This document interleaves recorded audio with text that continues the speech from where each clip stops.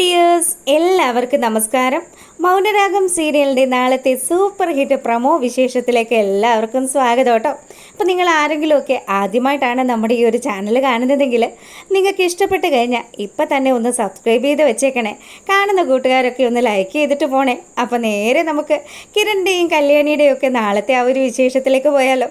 അങ്ങനെ പ്രകാശനും വിക്രവും കൂടി നല്ല സന്തോഷത്തിലിരിക്കുക. രാഹുലിന് അവിടെ അക്കടി പറ്റിയിരിക്കുന്ന കാര്യങ്ങളൊന്നും നമ്മുടെ പ്രകാശനും വിക്രവും ഒന്നും അറിയാത്ത സ്ഥിതിക്ക് അവർ നല്ല സന്തോഷത്തിലാണ്. കിരണിനെ അവൻ്റെ പുറകിൽ നിന്ന് എല്ലാ കാര്യത്തിനും സപ്പോർട്ട് ചെയ്തുകൊണ്ടിരുന്ന ആളാണ് സേനൻ. അയാൾ മരിച്ചെന്ന് പറയുമ്പോൾ എനിക്ക് കിരണിനെ തീർക്കാൻ വലിയ പ്രയാസമൊന്നും ഉണ്ടാവില്ലടാ മോനെ. നമുക്ക് എത്രയും പെട്ടെന്ന് അവൻ്റെ അന്ത്യകൂദാശ നടക്കുന്ന സ്ഥലത്തേക്ക് ചെല്ലണം. രാഹുൽ നല്ല സന്തോഷത്തിലാണ്. എന്തായാലും അധികം വൈകാതെ തന്നെ നമുക്ക് പോകണമെന്നൊക്കെ പറഞ്ഞ് നല്ല കലിപ്പിൽ അവിടെ ഇരിക്കുക നമ്മുടെ പ്രകാശൻ്റെ മുഖത്ത് ആ ഒരു ദേഷ്യവും കാര്യങ്ങളും ഒക്കെ കാണുമ്പോൾ വിക്രവും പറഞ്ഞു, അതെ അച്ഛാ, എനിക്കും ചെല്ലണം. ആ കിരണിനെ ഒന്ന് കാണണം. അവനെ ദുഃഖിക്കുന്ന കാഴ്ച കണ്ട് എനിക്കൊന്ന് ആനന്ദിക്കണമെന്നൊക്കെ പറഞ്ഞ് വിക്രവും അച്ഛനോടൊപ്പം കൂടിയിരിക്കുക. ഈ സമയമാണെങ്കിലോ നമ്മളെ കാണിക്കുന്നത് സേനൻ്റെ വീട്ടിലാട്ടോ. അപ്പം ഇവരെല്ലാവരും ആ ഒരു ആനിവേഴ്സറി ഫംഗ്ഷൻ വളരെയധികം ഗംഭീരമാക്കാനുള്ള കാര്യങ്ങളൊക്കെ അവിടെ ചെയ്തുകൊണ്ടിരിക്കുക. ഫുള്ളും ആ വീട് മുഴുവനും അലങ്കരിച്ച് അച്ഛൻ്റെയും അമ്മയുടെയും രണ്ടാമത്തെ വെഡ്ഡിങ് ആനിവേഴ്സറി ആയിട്ടാണ് അവരതങ്ങ് ആഘോഷമാക്കാനായിട്ട് തീരുമാനിച്ചിരിക്കുന്നത്. അതുമാത്രമല്ല, തങ്ങളുടെ പൊതുശത്രുവായിരിക്കുന്ന ബഗാസുരൻ ഒതുങ്ങിയിരിക്കുന്ന ദിവസം കൂടിയാണല്ലോ. അതുകൊണ്ട് ആൽബിയും സോണിയും ഒക്കെ കൂടി ചേർന്ന് ആ വീട് മുഴുവനും അലങ്കരിച്ച് നല്ല സെറ്റപ്പ് ആക്കിക്കൊണ്ടിരിക്കുമ്പോൾ സേന പറഞ്ഞു, എന്തിനാ മക്കളെ, ഞങ്ങളുടെ ഈ ഒരു വിവാഹ വാർഷികമൊക്കെ അത് നിങ്ങൾ ഈ സമയത്ത് ഇങ്ങനെ ആഘോഷിക്കേണ്ട കാര്യമൊക്കെ ഉണ്ടോ?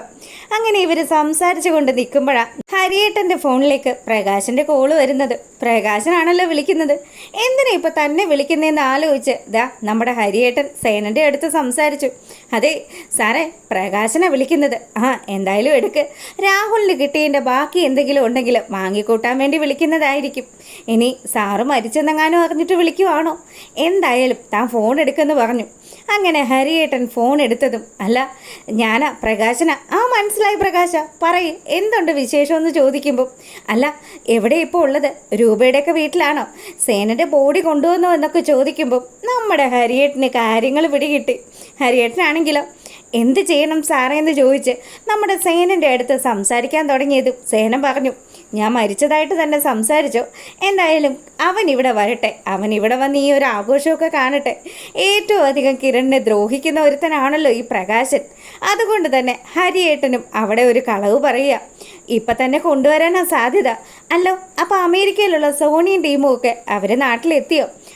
അവർ വരാറായി. എയർപോർട്ടിൽ നിന്ന് തിരിച്ചിട്ടുണ്ട്. എന്തായാലും അവരധികം താമസിക്കാതെ ഇവിടെ എത്തും. അങ്ങനെയാണെങ്കിൽ ചടങ്ങുകളൊക്കെ ആരംഭിക്കുകയും ചെയ്യും. മിക്കവാറും വൈകുന്നേരത്തോടു കൂടി അദ്ദേഹത്തിൻ്റെ ദഹനവും കാര്യങ്ങളും ഒക്കെ നടക്കാനുള്ള സാധ്യതയുണ്ടെന്ന് ഹരിയേട്ടൻ പറഞ്ഞതും പ്രകാശൻ അങ്ങ് സന്തോഷിക്കുക. പ്രകാശൻ ആ സന്തോഷം എങ്ങനെ അടക്കണമെന്ന് അറിയാത്ത അവസ്ഥയിലിരിക്കുക. അപ്പം എന്നാൽ ശരി കേട്ടോ, ഞങ്ങൾ എത്തിക്കോളാമെന്നും പറഞ്ഞ് പുള്ളിക്കാരൻ ഫോൺ വെക്കുക. അങ്ങനെ ആ ഒരു കോള് കട്ട് ചെയ്തതും നമ്മുടെ കിരണും കല്യാണിയും ഒക്കെ കൂടി, ആരാ വിളിച്ചത്? എന്തായിരുന്നു അടക്കത്തിൻ്റെ കാര്യമൊക്കെ പറഞ്ഞത്? എൻ്റെ മോനെ ഒന്നും പറയണ്ട, നിൻ്റെ ഭാര്യയുടെ അച്ഛനാണ് വിളിച്ചത്.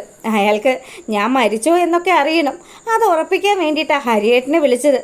എന്തായാലും രാഹുൽ കൊടുത്ത പണി ആയിരിക്കുമെന്ന് തന്നെ കിരണും കല്യാണിയും ഒക്കെ അവിടെ അങ്ങ് ഉറപ്പിക്കുക. അയാളും ആ ഒരു കാഴ്ച കാണട്ടെ. എൻ്റെ അച്ഛനും അമ്മയും കൂടി കേക്ക് കട്ട് ചെയ്യുന്ന മനോഹരമായ ആ ഒരു കാഴ്ച കണ്ട് പ്രകാശനും കുറച്ചങ്ങ് സങ്കടപ്പെടട്ടെ എന്നൊക്കെ പറഞ്ഞ് നമ്മുടെ കിരൺ അവിടെ നിന്നിങ്ങനെ ചിരിക്കുക. ഈ സമയം നമ്മുടെ രാഹുൽ വീട്ടിൽ മടങ്ങിയെത്തി. രാഹുലിനെ കണ്ടപാടെ തന്നെ ശാരി ഓടിച്ചെന്നിട്ട് ചോദിച്ചു, എന്തായി അവിടുത്തെ കാര്യങ്ങൾ? എന്താകാനാ, ഒന്നും പറഞ്ഞിട്ടൊരു കാര്യമില്ല എന്നും പറഞ്ഞ് രാഹുൽ ദേഷ്യപ്പെടുന്ന സമയത്ത് ശാരി രാഹുലിൻ്റെ കവിളിൽ പതിഞ്ഞു കിടക്കുന്ന ആ ഒരു പാട് കാണുക. അല്ല, നിങ്ങളുടെ കവിളിൽ ഇതെന്ത് പറ്റി? നിങ്ങളെ ആരെങ്കിലും തല്ലിയോ? സത്യം പറ മനുഷ്യ. അതെ, ഇനി ഞാൻ അധികം ഒന്നും പറയുന്നില്ല. എല്ലാവരും കൂടി ചേർന്ന് എന്നെ ചതിക്കുമായിരുന്നു ശാരി. അപ്പോൾ നിങ്ങൾക്ക് കിട്ടേണ്ടത് കിട്ടിയല്ലേ? നിങ്ങളോട് ഞാൻ അന്നേ പറഞ്ഞതല്ലേ നിങ്ങളെ എല്ലാവരും കൂടെ പറ്റിക്കുകയാണെന്ന്. അങ്ങനെ ഇവർ പറഞ്ഞുകൊണ്ട് നിൽക്കുന്ന സമയത്ത് മനോഹറും അതുപോലെ സരയും കൂടി വന്നു. അല്ല എന്തായച്ചാ അങ്കിളിൻ്റെ അടക്കം കഴിഞ്ഞോ എന്ന് ചോദിച്ച് സരയും ഓടിയെത്തിയതും, ആര് മരിക്കാനാ മോളെ, അവരെല്ലാവരും കൂടി നമ്മളെ പറ്റിക്കുകയായിരുന്നു.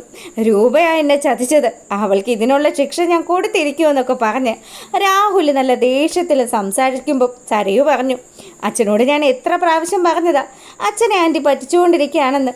എന്നിട്ട് അച്ഛൻ ഇതുവല്ല മനസ്സിലാക്കിയോ? ഇല്ലല്ലോ. ഇനി അച്ഛൻ ഇത് തന്നെയായിരിക്കും സംഭവിക്കാൻ പോകുന്നത്. അതിനെങ്ങനെയാ തലയ്ക്കൊക്കെ താമസം വേണ്ടേ എന്നൊക്കെ മനോഹറും നമ്മുടെ രാഹുലിനെ കുത്തി നോവിക്കുക. എടാ, തലയ്ക്കൊക്കെ താമസം ഇല്ലാത്തത് നിൻ്റെതാടാ. അതിപ്പം അച്ഛൻ എന്ത് കാര്യം വന്നാലും മനുവേട്ടൻ്റെ മെക്കിട്ട് കയറാനല്ലേ അറിയുള്ളൂ. ദേ, മനുവേട്ടനല്ല ഇവിടെ തെറ്റുകാരൻ, അച്ഛൻ തന്നെയാണ്. അച്ഛനാണ് അച്ഛൻ്റെ പെങ്ങളെ തിരിച്ചറിയാൻ പറ്റാതിരുന്നത്. എന്നിട്ട് എല്ലാം കാണിച്ചു കൂട്ടിയിട്ട് അവസാനം എൻ്റെ മനുവേട്ടനെ കുറ്റം പറഞ്ഞാലുണ്ടല്ലോ ഞാൻ കേട്ട് നിൽക്കില്ല എന്ന് പറഞ്ഞ് സരയു ദേഷ്യപ്പെടാൻ തുടങ്ങിയതും രാഹുൽ എല്ലാവരും കൂടി എൻ്റെ സമനില തെറ്റിക്കും, ഇപ്പോഴാണ് എനിക്ക് ശരിക്കും ഭ്രാന്തായതെന്ന് പറഞ്ഞ് കലി പൂണ്ട് റൂമിനകത്തേക്ക് കയറി പോവുക.